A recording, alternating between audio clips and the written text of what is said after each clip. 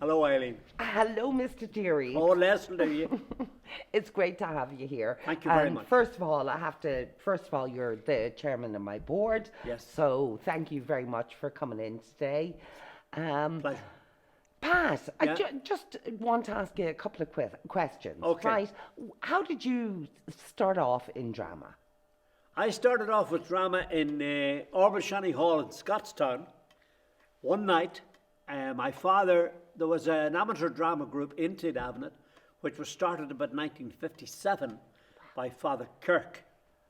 And Daddy was in it, God rest him, great man. And there was one night, I went to see his play in Orbashani Hall because there was no hall in Tidavnet at that time.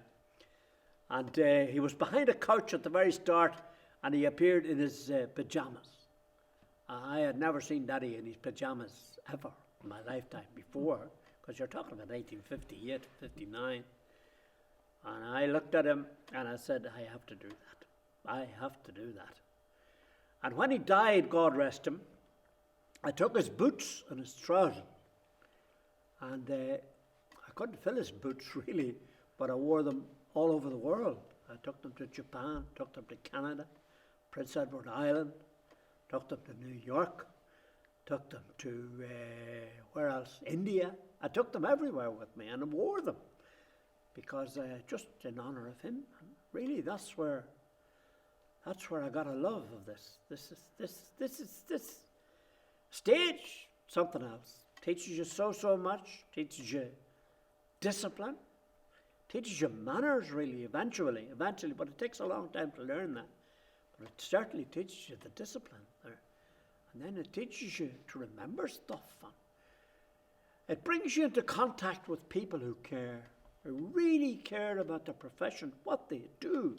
I have met some wonderful people like Hugh O'Brien, God love him, and Pete Ward, God rest him.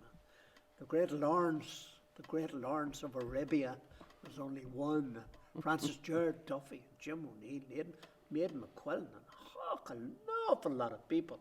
Just a lot of people. And all the funny when I mentioned Bernie there, she did the one with the teeth. She was in the teeth in the West, Wake in the West. Anyway, these people, because they're all given, and once these people are given, it means they're not taking anything off you. They're giving you all the time. Yeah, I'm just glad all that happened with Daddy. Yeah. Right, anything else? When you have me here. Why tonight have you decided to sing rather than do a dramatic piece? Because you asked me. Shut up. No, I don't. I want to do. Yes. Yes. No. You know, you're a multi-talented No, guy. I'm not. You are. No, and no. it's great to see this other side to you. No, the 3-chord trick thing, I always wanted to sing at parties, but the thing was, usually I was that tipsy, I didn't know when to change the chord. So it's only when I quit the drink that I learned how to change the chords a wee bit. But I know a bit more about it now than I used to do about it.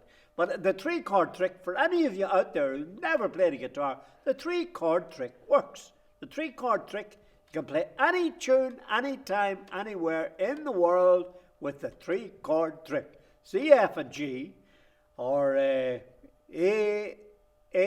G, and whatever the hell, the other one is E minor or something like that. But you can really do anything with it. And anyway, it draws you into crowds and into people and all that kind of stuff. And you think you're doing something and providing entertainment. And when you're given, I always said, when you're given, well, you're getting something back. You just get it because you know that. When you appear, when you come out here on a stage like this, your biggest support's your audience. They give you. They lift you. There's times they can lift you into places. Whoo! Unbelievable. All righty. Okay, and just there, you said about an audience lifting you. Yeah. Now, today we have no audience. How did you feel? Oh, I am. Well, you see, you have to be used to this other medium. This other medium.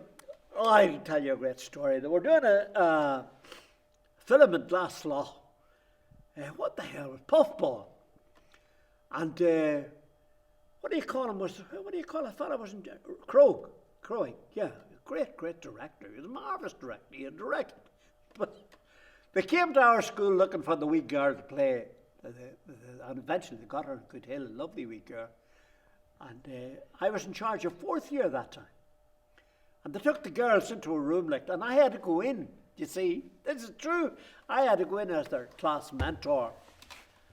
And I said to your fella, I said, you're taking photographs? I am, yeah. I said, you might as well take a photograph of me. What for? I said, I don't know, but you're taking it anyway. And he took a photograph of me. This is a fact. And we were away on a tour in Paris with the school, and I got a phone call. And hello, yes, this is Mr. Crook. And he says, would you be interested in doing an interview? Oh, I said, of course, yes, absolutely. So anyway, I met him in the God rest him, he's dead too, fantastic man. I met him in the Four Seasons Hotel in Monaghan, and I read a bit of stuff. This was for a movie, a $7 million movie. And of course I didn't know how important it was at the time. But anyway, we were coming out, myself and him, and I says to him, will I phone you or will you phone me? It's like, I thought, bye, have this time. This is a fact. But anyway, I got the call, and he asked me to play a doctor in the film, and I had a speaking part in the film. And believe it or not, I was away on another school tour in Russia, and we travelled on the train one night from Moscow down to Leningrad. No, Petersburg.